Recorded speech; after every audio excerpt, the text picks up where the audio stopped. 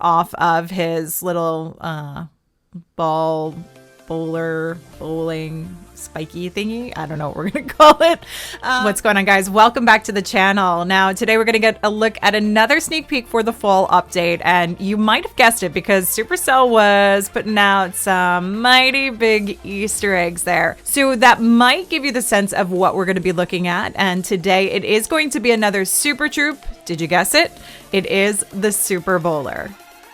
So the Super Bowler, of course, is going to have this extra special power, and with it, it's called the Triple Strike. So with this, our normal bowler does 2 hits at a time. The Super Bowler will actually have 3 bounces off of his little bowling spiky thingy. I don't know what we're gonna call it, but this is gonna actually be pretty powerful, not only because of the triple bounce, but let's actually take a look at the hit points. So for hit points, this is going to be a pretty tanky bowler, considering our newest upgraded bowler is only 500 hit points, with the Super Bowler being 2,000. Now, he's not meant to be a tank. We know that the bowlers are typically used behind things like Yetis, like Pekkas, but think about how much longer that's going to last. And we're actually going to take a look at it in gameplay and look at some ways that we can use them here. But I also want to talk about the double value on damage per second. So 200 damage per second, which is almost double what the bowler does. And we, of course, get that 3-strike bounce that it goes through with. So this is actually going to be quite a huge value out of this Super Bowler. But the housing space is 30. So it means you can't bring as many as you would with your normal bowlers, but 4 or 5 are really going to do the job. I've actually tested it out with Yetis and with Ice Golems. We're actually going to take a look at an Ice Golem attack today with just the bowlers going behind that for some tank value, and it's huge. This is going to be definitely not only the 3 strikes that you're getting, but you're going to see lots of 3 stars and 6-packs and turkeys, or whatever those bowling terms are. This is going to be pretty powerful. So without me talking too much about it, I actually want to show you the difference in the regular bowler versus the Super Bowler, and also something you definitely need to know. Now, as you can see here, we have the bounce value between the bowler and the Super Bowler, and you'll see that we do get the triple strike value on this one. But one thing that's very important to note is that you need to get these Super Bowlers placed right. You can't have them too far away, otherwise you run the risk of not actually hitting your 3rd target. Now, with 30 housing space, we're not going to use this bowler how we've used bowlers in the past, where we can get some good cleanup value along the outsides of the base, because that would be hugely wasted for 30 housing space. But it is something just to be mindful of, that you're not always going to get that 3rd strike if he's just about a half a tile away from the initial hit point. So in yesterday's video, you saw how well the Yeti Smash is actually going to work with these upgraded bowlers.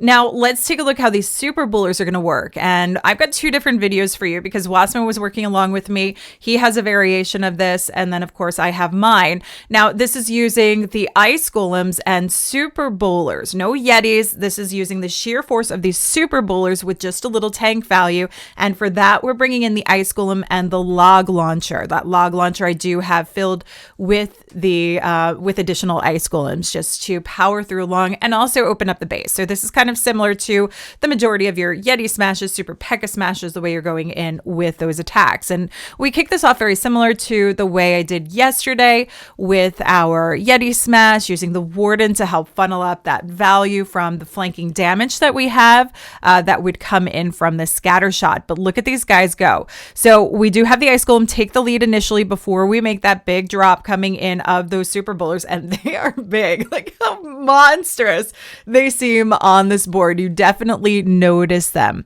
but you do wind up getting a lot of huge value out of this, the way they work through. And these guys not only do a lot of great work, they actually stand the test of time more times than not in these attacks. I can't even say more times than not. Every time in these attacks, I've got super bowlers left over to the very end. So that 2,000 hit point that they have is massive. This is huge for them, keeping them alive, especially with good healer transfers over, though my healers split up a little bit here. You see some going with the ice golems, some switching over with the queen and the super bowlers, but it's enough to keep them alive and well, especially with that king taking the lead towards the back end of the base, the ice golem splitting up over to the side here. So this is going to be a pretty overpowered ground attack that you're going to see coming through. And of course, you have many other variations that you can use with it. Yes, it's 30 housing space, so it's a huge investment, but 4 or 5 coming in with those ice golems can absolutely rip through the base, especially if you're using the king.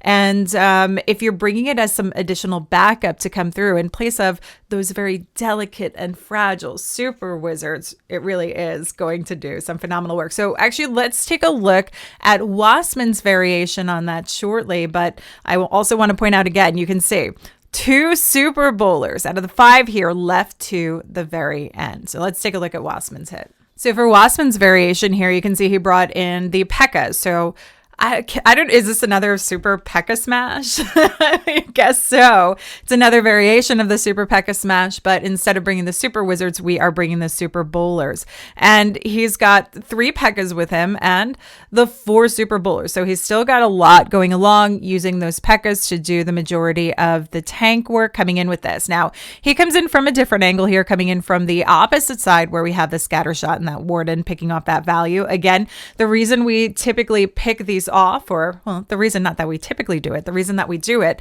is not only to shape up the funnel, but if you can get good value out of any damage items that would be flanking as you move your way in, that's where you want to go. So multi-targeting infernos, even singles that would pick off your heroes, or those scatter shots, even an eagle is good value for that. So using the king to funnel along on that eagle compartment and narrowing out the path here, working everything through, you can see Pekkas take the lead. These super bowlers actually just barrel through the base right from behind. He keeps everything nice and close together, so those healers are transferring over to them, getting full value out of it. But look at how they just completely obliterate the center of the base. Easy push coming into that town hall. You saw the same with my attack, how easy it was for them to come in, just massacre a town hall section and still survive. They scatter around. You've got a lot left over with it. He's got the ice golems that he brought in his siege barracks. And with this attack, you're going to see a ton of swag left over. Popping the queen ability here, we of course have the royal champ and her ability that's used towards the very end, but he's got that jump that was never needed. Typically, if you're bringing that log launcher, it's a little bit of a backup, but with these bowlers, they just really help push through the bases. Having the royal champ alive for the very end helps out, but he was able to swag a freeze and the invisibility spell. So a huge value out of swag that he had left over on this one. So the super bowler is going to be quite OP, and I'm curious to see if you guys are going to be barreling your way through bases with it. Now, the super bowler is going to be available starting at level 4, which means it should be available for you at Town Hall 12. So that's going to be a lot of super bowler action coming to the game. And let me know your thoughts. Let me know what you think about this new super troop, how you're going to use it, what you're most excited for in the comment section below. But before we end the day, we've got a few more things to talk about, some quality of life changes. So a couple of quick quality of life improvements that we're also going to get to see with the update. There's going to be some gained XP for donating troops in wars and war leagues, but not friendly wars. Just keep that in mind. There's going to be a hero skin randomizer, which is kind of cool. It's like having a shuffle feature for your hero skins where it'll just randomize the skins that you have coming in. And we're also going to see some changes to the quality of life with the support of creator. There's going to be improvements for that as well. So if you want to support your favorite Clash of Clans content, content creator. You know, we have our codes and everything that you can use.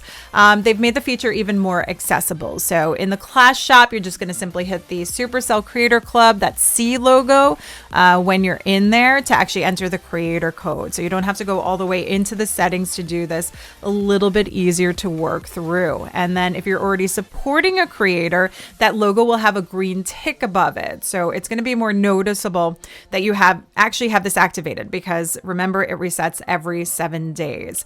And then there's going to be some API changes as well. So for those more with the technical disposition, they've added some changes to the public API that you might want to keep an eye for. So these are all going to be in the notes that are released, but a lot to come with this update, a lot of fun stuff to come with the update. But again, I think the Super Bowler is going to be the biggest thing to come, and I'm very curious on your thoughts. So don't forget to leave your comments below, and don't forget to hit the thumbs up and the subscribe button if you're not already subscribed. If you don't have notifications on, you can turn those on so you know when my next videos drop, including these sneak peeks.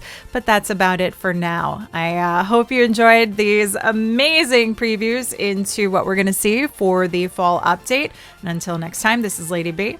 I'll catch you guys later.